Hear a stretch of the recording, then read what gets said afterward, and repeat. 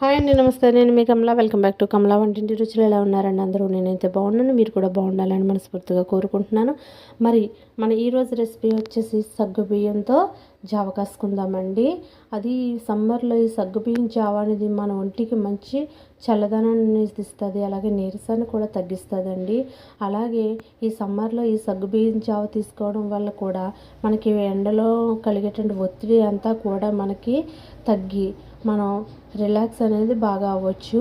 కాబట్టి సగ్గుబియ్యం జావ అయితే ఏ విధంగా ప్రిపేర్ చేసుకోవాలో చూద్దాము. ఇక్కడ నేను సగ్గుబియ్యం జావ కోసం ఒక ఫుల్ కప్ వరకు సగ్గుబియ్యం తీసుకుంటున్నానండి. ఇవైతే పెద్ద సగ్గుబియ్యం. వీటిని తీసుకుని దీంట్లో వాటర్ అయితే వేసుకోవాలండి. వాటర్ వేసుకుని వీటిని ఒక 15 నుంచి 20 నిమిషాల వరకు నాననివ్వాలి. మనకి పెద్ద సగ్గుబియ్యం అనేటప్పటికి కొంచెం నానడానికి టైం పడతాయండి. ఇవి నానేటప్పటికి మన గ్యాస్ ఆన్ చేసుకుని కడాయి పెట్టుకుని ఒక గిన్నె లాంటిది దాంట్లో మనం నానబెట్టుకున్నటువంటి సగ్గుబియ్యం అయితే వేసుకోవాలి. ఈ విధంగా వేసుకున్న తర్వాత దీంట్లోకి మనకి ఎంతవరకు వాటర్ కావాలో, అంటే ఒక 4 మెంబర్స్ ఉన్నారంటే 4 మెంబర్స్కి కావాలి జావ అనుకుంటే 4 గ్లాసెస్ యాడ్ చేసుకోవడం. అలాగే నేను ఇక్కడైతే కరెక్ట్గా 1 లీటర్ యాడ్ చేశానండి. లీటర్ కూడా 4 మెంబర్స్కి ఫుల్ గ్లాసు 4 మెంబర్స్కి వచ్చినాయండి. 4 గ్లాసులు కరెక్ట్గా లీటర్ యాడ్ చేశాను. వీటిని అయితే బాగా ఉడకనిచ్చుకోవాలి.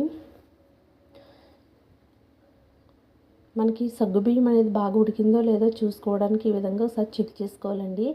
ఇక్కడ దీంట్లో షుగర్ మాత్రం సగ్గుబియ్యం ఉడకకుండా అసలే వేయకూడదండి. సగ్గుబియ్యం బాగా ఉడికిన తర్వాత వేసుకోవాలి. అంటే జావ అనేది చిన్నపిల్లలు కానీ పెద్దవాళ్ళ వరకు ఎవరైనా తాగొచ్చండి. అలాగే కడుపు నొప్పి ఉన్నప్పుడు కూడా తాగితే కడుపు నొప్పి నుంచి ఉపశమనం అనేది బాగా కలుగుతుంది మనకి. ఈ సగ్గుబియ్యం జావలో ఇప్పుడు పంచదార వేసుకున్నానండి. నేను ఒక 1/2 కప్ వరకు పంచదార పడుతుంది. ఈ పంచదార అనేది షుగర్ బాగా తక్కువ తినే వరకు బాగా సెట్ అవుతుందండి. నేనైతే తక్కువ వేస్తున్నాను. మీకు కొంచెం స్వీట్గా ఉండాలంటే ఇంకో 2 టేబుల్ స్పూన్లు యాడ్ చేసుకోండి, సరిపోతుంది.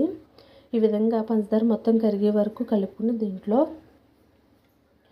ఒక పావు టీ స్పూన్ వరకు యాలకుల పొడి వేసుకోవాలండి. ఈ యాలకుల పొడి అనేది మంచి టేస్ట్ని ఇస్తుంది మనకి.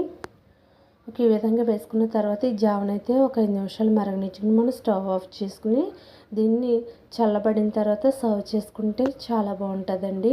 చూస్తున్నారు కదా, మరి సగ్గుబియ్యం జావ అయితే చాలా సింపుల్ అండి.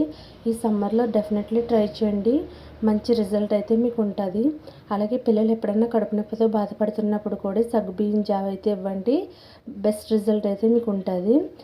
మరి మన వీడియో కనుక మీకు నచ్చినట్లయితే లైక్ చేయండి, అలాగే మన ఛానల్ని సబ్స్క్రైబ్ చేసుకోండి. Thanks for watching.